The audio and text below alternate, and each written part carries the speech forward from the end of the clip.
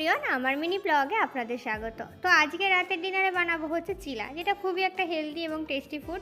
তো সেই মতো আমি প্রথমেই সুজিটাকে একটু জল দিয়ে গুলে রেখে দিয়েছিলাম। আর সবজির মধ্যে নিয়েছিলাম হচ্ছে গাজর, ক্যাপসিকাম, আর একটু আলু নিয়েছিলাম, ছোটো ছোটো করে কুচি করে নিয়েছিলাম আলুটাকে। আর নিয়েছিলাম পেঁয়াজ কুচি, টমেটো কুচি আর লঙ্কা কুচি। তো এবার আমি সুজি যেটাকে গুলে রেখেছিলাম তার মধ্যে আটা দিয়ে ভালো করে জল দিয়ে গুলে নিয়েছিলাম। আর সবজি যেগুলোকে আমি কুচি করে রেখেছিলাম সেইগুলো ওর মধ্যে এক এক করে দিয়ে ঘরের যে মশলাগুলো রোজ আমরা ইউজ করি, জিরে গুঁড়ো, ধনে গুঁড়ো দিয়ে ভালো করে গুলে আমি কিছুক্ষণের জন্য রেখে দিয়েছিলাম। আর একটু বেশি করে গাজর কুচিয়েছিলাম, টমেটো কুচিয়েছিলাম, সমস্ত সবজি একটু বেশি করেই কুচিয়েছিলাম একটা পুর টাইপের বানাবো বলে। চিলা অনেকেই অনেক রকম করে বানিয়ে খায়, তো আমি একটু নতুন কিছু এক্সপেরিমেন্ট করব বলে এটা বানিয়েছি।